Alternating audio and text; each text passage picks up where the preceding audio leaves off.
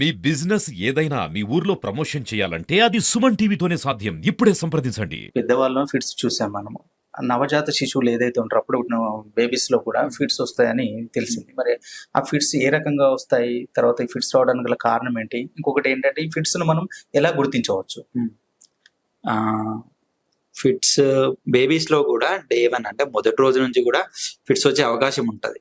కానీ పుట్టిన తర్వాత ఏ రోజు, ఎన్ని గంటల తర్వాత వచ్చిందనే దాన్ని బట్టి డిఫరెంట్ రీజన్స్ ఉంటాయి. ఇప్పుడు ఫర్ ఎగ్జాంపుల్ కొన్ని ఫస్ట్ 12 అవర్స్, ఫస్ట్ 24 అవర్స్‌లోనే ఫిట్స్ స్టార్ట్ అవుతాయి కొందరికి. మెయిన్‌గా రీజన్ పుట్టిన వెంటనే ఏడవకపోవడం, కడుపులో ఉన్నప్పుడు బ్రెయిన్‌కి ఆక్సిజన్ అందకపోవడం. సో అలాంటి కండిషన్స్‌లో వితిన్ 24 అవర్స్‌లో కూడా ఫిట్స్ స్టార్ట్ అవుతాయి. కొందరికి బ్రెయిన్‌లో బ్లీడింగ్ అవ్వడం, ఏదైనా ఇబ్బందిగా బేబీ డెలివరీ ఇబ్బంది అవ్వడం కానీ, బ్రెయిన్‌లో బ్లీడింగ్ అవ్వడం అయినా, ఇలాంటి బ్రెయిన్ ఏర్పడడంలో సమస్యలున్నా కూడా థర్డ్ డే, ఫోర్త్ డే బేబీకి ఏమైనా ఇన్ఫెక్షన్స్ వచ్చి ఆ ఇన్ఫెక్షన్ బ్రెయిన్ వరకు వెళ్ళి మెనింజైటిస్ అంటాం. సో అలాంటి కండిషన్‌లో కూడా ఫిట్స్ అనేవి వస్తుంటాయి. కొన్ని conditions third day, fourth day పాలు తాగించడం స్టార్ట్ చేసిన తర్వాత కూడా ఫిట్స్ వస్తాయి. మెటబాలిక్ డిజార్డర్స్ అంటే జీవక్రియల్లో ఉండే ప్రాబ్లమ్స్ వల్ల వచ్చే ఇబ్బందులు ఉంటాయి. వాటిలో కూడా ఫిట్స్ అనేది స్టార్ట్ అవుతుంది.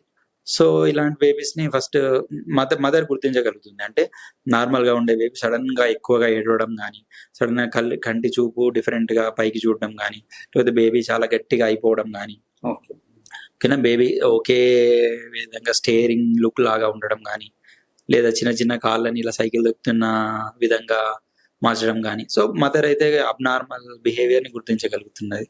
సో బేబీని తీసుకొచ్చి ఎన్ఐసీలో అడ్మిట్ చేసి, సో బేబీకి కావాల్సిన ఫస్ట్ బేబీని స్టెబిలైజ్ చేసుకోవాలి. బేబీ వైటల్ స్టెబిలైజ్ చేసి బ్లడ్ సర్క్యులేషన్ సరిగా ఉందా లేదా చూసుకోవాలి. సో తర్వాత దానికి సంబంధించిన ఫిట్స్ కంట్రోల్ చేయగలిగే మందులు ఉంటాయి.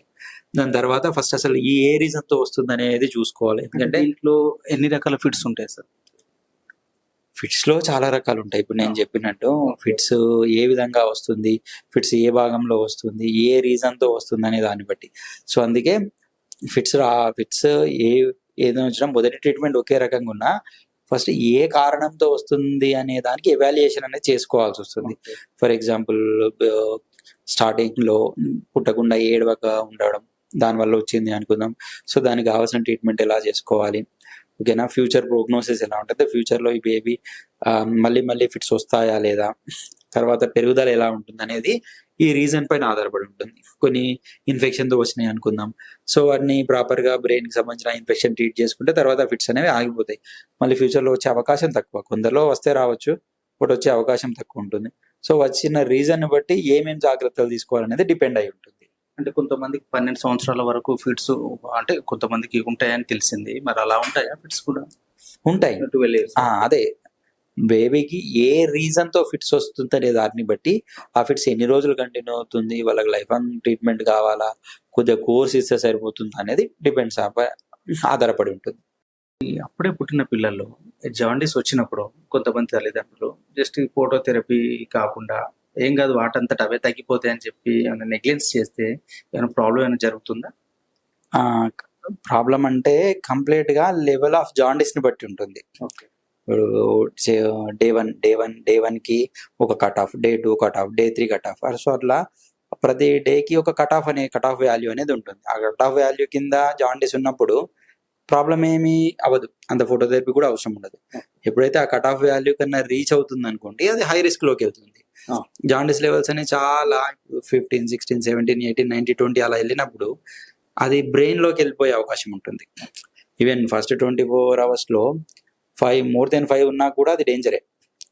సో వీటిని తొందరగా మనము ఫోటోథెరపీతో ట్రీట్ చేసుకోవాలి. లెవెల్ ని తగ్గించుకోవాల్సి ఉంటుంది. లెవెల్స్ వరకు ఉంటాయా? 20, 25, 30 వెళ్ళే కూడా ఉంటాయి. ఓకేనా. సో ఆ జాండీస్ ఏ రీజన్ వల్ల వస్తుంది, ఎందుకు వస్తుంది అనే దాన్ని బట్టి.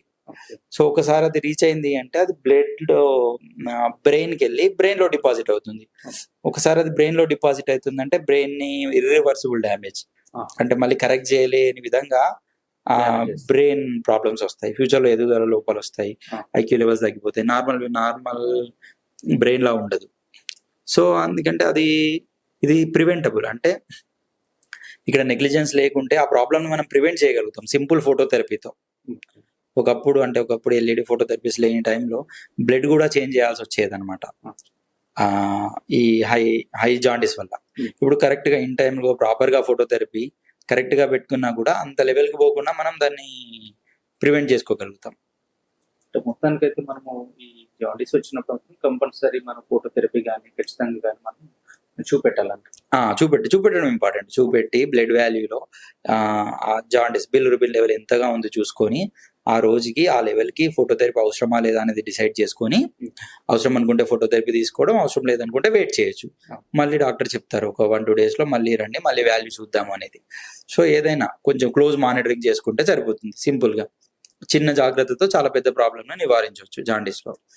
అంటే పసిపిల్లలు వాటంతట అవే తగ్గిపోతాయిలే అని అనుకుంటే మాత్రం ప్రాబ్లంలో పడితే అట్లా ఒకసారి డాక్టర్ సలహా తీసుకోవడం, ఒకసారి జాండీస్ లెవెల్ చూసుకొని, నిజంగా కొన్ని సింపుల్గా ఉంటాయి, వాటికి లైట్ అవసరం ఉండదు, అలా కన్ఫర్మ్ చేసుకుంటే సరిపోతుంది. దాన్ని డెఫినెట్గా డాక్టర్ దీనికి లైట్ ఏం అవసరం లేదమ్మా, సరిగా పాలు తాగించుకోండి సరిపోతుందని చెప్తారు. బట్ ఎప్పుడు అది ఆ జాండీస్ లెవెల్ అనేది నార్మల్గానే ఉంది, సీరియస్ లెవెల్లో లేదు అనుకుంటే, ఒకవేళ సీరియస్ లెవెల్లో ఉండి మనం ఏం కాదులే అనుకొని ఉంటే అది ప్రాబ్లానికి దారితీయచ్చు. అలా సలహా తీసుకోవడం మంచిది, నెగ్లెక్ట్ చేయకపోవడమే మంచిది.